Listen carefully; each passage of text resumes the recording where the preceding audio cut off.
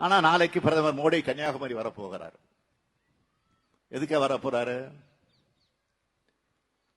தமிழ்நாட்டுக்கான சிறப்பு திட்டங்களை உருவாக்கி தர வரப்போறாரா? இல்ல, ஓட்டு கேட்டு வரப்போறாரு. ஓட்டு கேட்டு வர்றத நான் தப்பா சொல்ல விரும்பல. சென்னை வெள்ளத்தில் மிதந்தப்போ மக்களுக்கு ஆறுதல் சொல்ல வராத பிரதமர், தூத்துக்குடியும் கன்னியாகுமரியும் வெள்ளத்தில் மிதந்த போது மக்களை பார்க்க வராத பிரதமர்,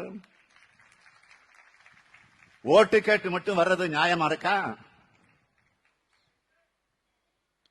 குஜராத் மக்கள் வெள்ளத்தால பாதிக்கப்பட்டப்போ அன்றைய தினமே ஹெலிகாப்டர்ல போய் பார்த்தார, மறுநாள் நிவாரண நிதி கொடுத்தார.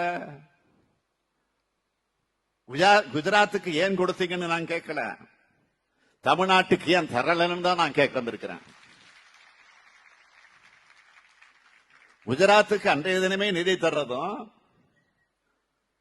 தமிழ்நாட்டுக்கு 3 மாசம் ஆன பிறகு நிதி தர மனசு இல்லாம போறது ஏன்? இதை கேட்டா நம்மள பிரிவினவாதின்னு அடையாளம் காட்டுறாங்க, நம்மள பிரிவினவாதி போல பேசுறாங்க.